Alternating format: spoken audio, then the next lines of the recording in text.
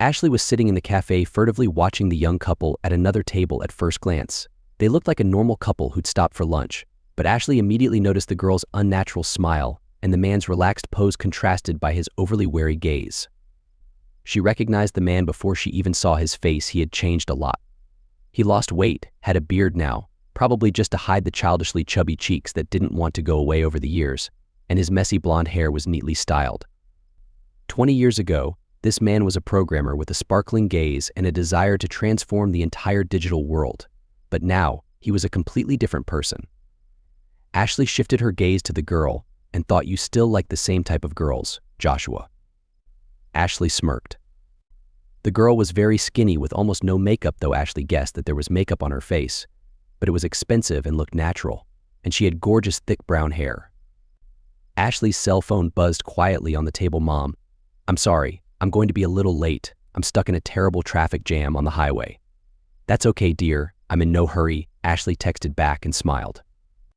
Despite his wit, good memory, and ability to make quick decisions, her son was always late for all kinds of meetings.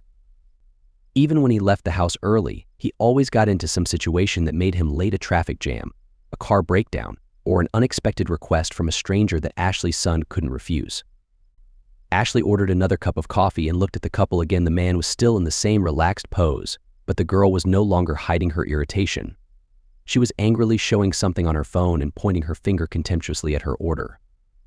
Suddenly, she stood up, pulled out a few banknotes from her purse, and tossed them on the table with a look full of disdain. It seemed that she wanted to throw them in Joshua's face, but she changed her mind. Ashley grinned again. Apparently, Joshua's philosophy of life hadn't changed over the years.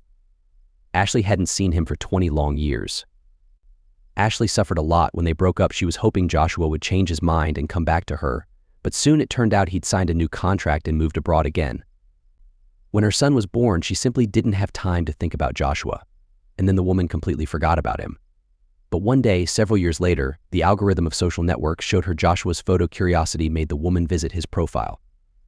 There were only 2 photos: Joshua and some skyscrapers behind him, and a wedding photo. His new wife's appearance didn't surprise Ashley. She was a slender girl with brown hair. Suddenly, Ashley realized that she was staring openly at the man. Joshua noticed this and looked at the woman. Realizing her mistake, Ashley smiled slightly so as not to be suspicious and shifted her gaze to her cup of coffee. She wasn't afraid the man would recognize her. Her appearance had changed a lot in 20 years. She'd turned from a skinny brunette with long hair to a slightly overweight blonde with short hair. Joshua had never liked women like that, and right now Ashley was sure he would not be interested in the woman staring at him. However, out of boredom, or maybe wanting to make the woman feel awkward, Joshua continued to stare at Ashley without looking away for a second. "Don't waste your time, Joshua," Ashley smirked mentally. "You think all women are crazy about you, but not me. I know you too well." She took a sip of coffee and looked at the man again. He still looked at her. Suddenly, Ashley decided that she didn't mind having some fun. "Well, honey, if you want to play, let's play," Ashley thought and smiled at him. The man smiled back, indicating he was interested in her and wanted to get to know her better. Ashley started acting like she really wanted to get to know him better. The fleeting glances from beneath lowered lashes and the enigmatic smile all indicated that she was ready for action.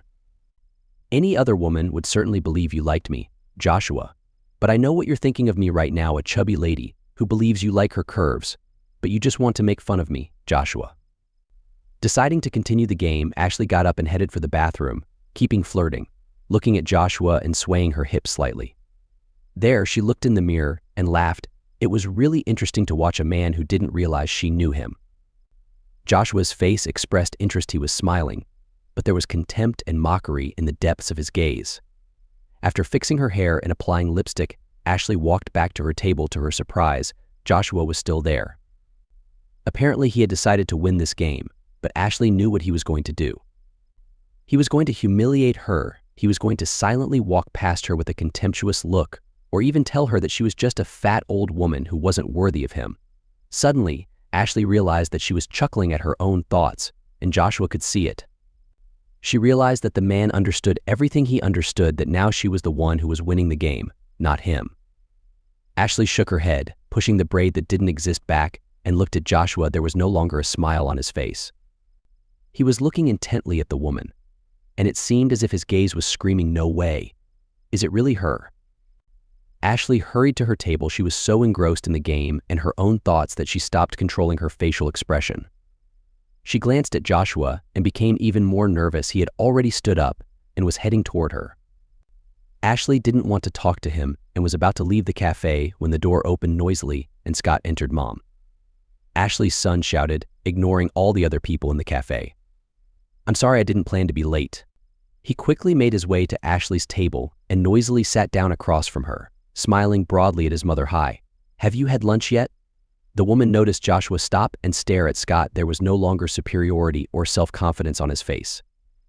He looked like a lost and frightened child trying to understand what to do.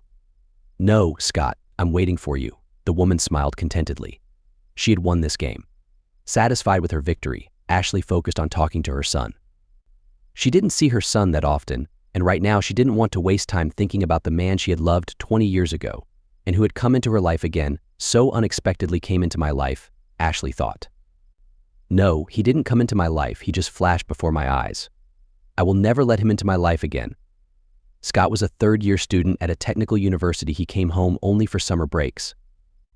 Ashley understood the boy perfectly well. The guy didn't want to live in the small town where his mother lived.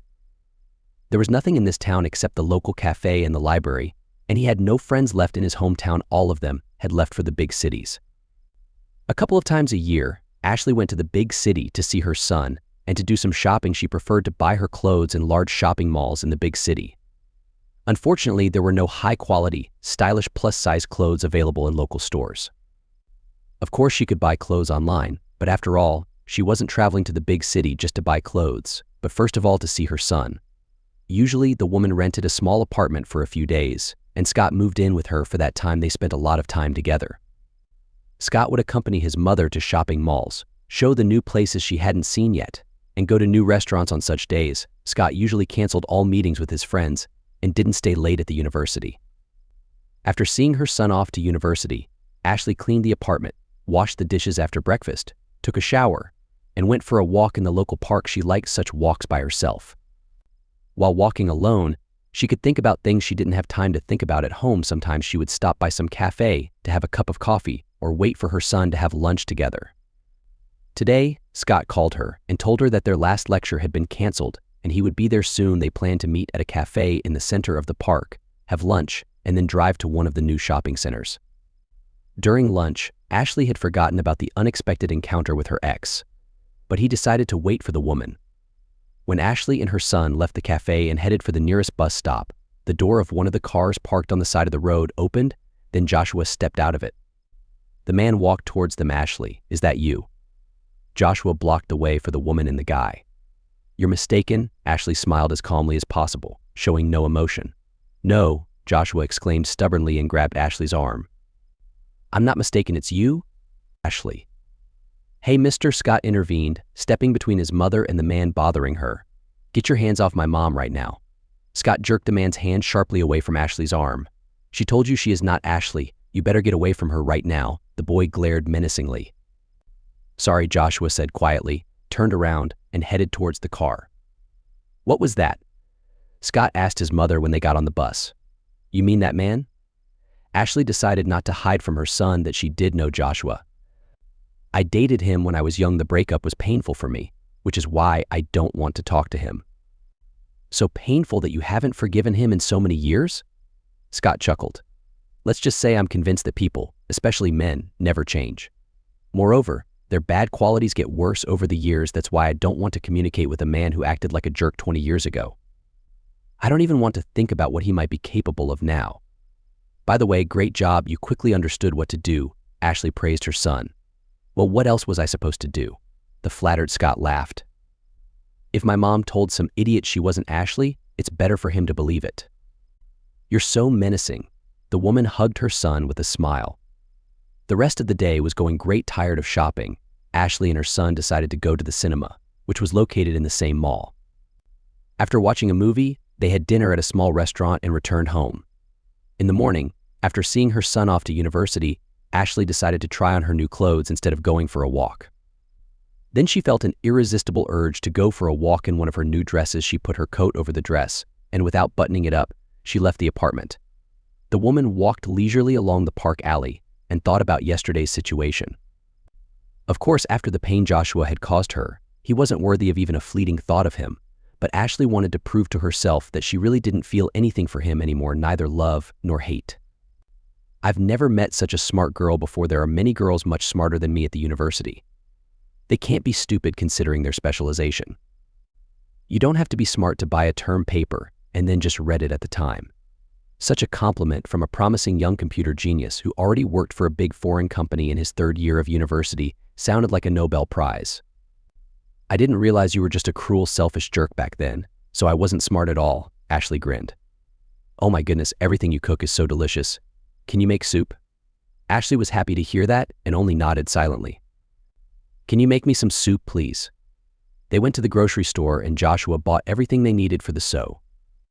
At such moments, Ashley felt like they were a family and she was sure they had their whole life ahead of them, filled with quiet family happiness and mutual love. A wedding? What are you talking about? No, I have to finish university. Then I plan to apply to graduate school. Besides, my boss promised me an internship in England. I don't need a wife now, Joshua answered when their friends asked them about the wedding. Ashley thought he was right. It's really too early to think about marriage. They had to finish university and get a job, but she didn't believe Joshua would go to England for an internship. She didn't believe that the company would pay for tickets and accommodation. And anyway, England was full of programmers. They didn't need another one. They actually needed one, Ashley grinned again, strolling down the alley. Joshua was doing everything possible to go to England, and in general, he was willing to do anything for his gain. Oh crap, we really should have gotten married. I had no idea that this could cause visa problems for you. That was the first thing Joshua didn't know. Ashley didn't fit the income status and many other criteria needed to enter England. But if they were married, she would get a visa without any problems. I wish you were here. There's no one to cook for me. I have to eat in cafes here. It's so expensive. You know I can't cook anything except scrambled eggs. I even have to pay for the laundry here. I should have married you. Why didn't I listen to you? Thank you for not listening to me. Joshua, you stopped yourself from ruining my life without even realizing it. Thank you at least for that. Ashley turned down one of the alleys leading to the fountain. The fountain wasn't working yet as spring was just beginning, but it was already attracting people to the park. The woman wanted to find a bench and relax, watching the children chase the pigeons, making them lazily take off, fly a few meters, and return to the ground. I wonder if you married that girl only for your gain too. Ashley found a bench and sat down, but instead of watching the birds, she was immersed in her memories again. Judging by the fact that there was another girl in the cafe with you, I'm right. Pigeon, come to me. The child who was trying to catch the pigeon didn't manage to stop in time and fell right onto Ashley, wrapping his arms around her knees. Excuse me, please. The breathless young woman pulled her child away from Ashley's legs. I hope he didn't get you dirty. No, everything's fine, Ashley smiled. Or maybe Joshua married her because she got pregnant. A thought popped up in Ashley's mind. Maybe he should have already finished graduate school at that time, and he already had a good job, except that kids probably weren't in his plans yet. Or maybe the reputation of being a family man with a baby was beneficial to him. I found a good private clinic. I'll pay for everything. Let's go. It'll take just a couple of hours and you'll be home. I'll wait for you. Ashley felt sick and even grimaced. She would never forget that day, and she would never stop thinking of herself with disgust. The woman forced herself to stop thinking about the past, pulled herself together, and got up from the bench. It was time to go home. Why did you find me? Well, it's been so many years. I was wondering how you've been living all these years. Really? You weren't interested in that before considering your profession. It's not a problem for you to find someone and find out everything about their life. I didn't need it before. Joshua looked intently at Ashley. Why do you need to know anything about my life now? Because I saw you in real life, and now the memories are haunting me. I'm doing perfectly fine. You don't need to know anything else about me. Ashley turned around and headed home slowly. Is that my son? Subconsciously, Ashley had been expecting that question. She sank back into the painful memories. Ashley, what the hell? Are you pregnant again? I was sure you understood perfectly well that I didn't want a baby. What are you hoping for? That I'll pay for the abortion again? Or that I'll marry you? Or that I'll marry you? Or that I'll just give you money? Now she wanted to say contemptuously, "What makes you think this is your son? Do you think I would really give birth to your baby?" But a sudden desire for revenge changed her plans. "It's my baby," she said pompously, and was pleased to notice the change in Joshua's facial expression.